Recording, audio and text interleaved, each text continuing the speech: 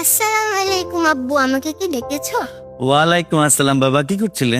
এই তো পপ্পির কাছে একটু পড়ালেখা করছিলাম। বাহ, ভেরি গুড। আজকের মতো কি পড়াশোনা শেষ? ক্লাসের পড়া শেষ, এক্সট্রা পড়া পড়ছিলাম। তাই তুই কি পড়ছিলে? ক্লাসের পড়া শেষ করে ফুপ্পি আমাকে এক্সট্রা পড়া পড়ায়, গল্প শোনায় এবং সূরা মুখস্থ করায়। বাহ, মাশাআল্লাহ। তো আজকে কি শিখলে? বাবা মার প্রতি সন্তানের দায়িত্ব কিভাবে পালন করতে হয় সেটা শিখলাম। মাশাআল্লাহ। তো বাবা আর কি কি শিখলে আমাদেরকে একটু শেখাও। বাবা শোনো, তুমি যা যা শিখবে মনে রাখবে, সব সময় নিজের মধ্যে শুধু সেগুলো না রাখতে। তুমি যা যা শিখেছো সেগুলো সবার মাঝে বিলিয়ে দিতে। আজ শিখলাম পিতামাতার প্রতি খেদমত করা ফরজ এবং তাদের প্রতি কৃতজ্ঞ থাকা ঈমানের অংশ। আর তাদের প্রতি বিনয়ী এবং নম্র এবং শ্রদ্ধাশীল আচরণ করা, তারা অসুস্থ হলে তার সেবা করা এবং তাদের সাথে কখনো খারাপ ব্যবহার করব না, আর তাদের জন্য সব সময় দোয়া করব। মাশাআল্লাহ। সূরা বনী ইসরায়েলে স্পষ্ট করে বলা হয়েছে, তোমার প্রতিপালকের আদেশ, তাকে ব্যতীত কাউকে ইবাদত করা যাবে না। তোমার পিতামাতার প্রতি শ্রদ্ধাশীল হও। তোমার জীবদ্দশা যদি তারা কখনো অসুস্থ হয়, তাদের সেবা করতে যে কখনোই বিরূপ আচরণ ও বিরক্ত হওয়া যাবে না, তাহলে প্রচন্ড রকমের গুনাহ হবে। তা বাবা, এই আয়াত থেকে তুমি কি শিখলে? কি?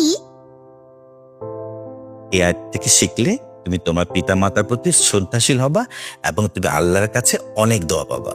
ফুপ্পি আরো বলছিল, যতদিন জীবিত থাকেন ততদিন তাদের প্রয়োজন মিটানো এবং তারা অসুস্থ হলে সেটা সেবা করা সন্তানের দায়িত্ব, এবং তারা বৃদ্ধ বা অসহায় এরকম থাকলে তাদের ধৈর্যের সঙ্গে তাদের সেবা নেওয়া। মাশাআল্লাহ, আমার পায়েস তো অনেক বড় হয়ে গেছে। আসলে আম্মু, তুমি আমার জন্য দোয়া করো, আমি যাতে তাড়াতাড়ি বড় হয়ে তোমাদের খেদমত করতে পারি। সেটা তো তুমি করছোই বাবা। কই? ওই এই যে ধরো, তুমি মাঝে মাঝে মাকে বিভিন্ন জিনিস এগিয়ে দিয়ে তুমি হেল্প করো। তারপর বাবা যখন আজকে কাজ করছিল, তুমি বাবাকে পানির গ্লাস দিয়ে হেল্প করলে। এই তো এগুলোকেই বলে মা বাবার খেদমত করা। মা, একটা কথা, কালকে আমার টিফিন একটু বেশি করে খাবার দিও প্লিজ। কেন বাবা? আমার এক বন্ধুর মা না অনেক অসুস্থ, তার জন্য ও আজকে নাস্তা আনতে পারেনি। আমার টিফিনটা আমরা দুজন শেয়ার করে খেয়েছি। মাশাআল্লাহ, এটা তো খুবই ভালো কথা বাবা। কিন্তু তোমার কোন বন্ধু?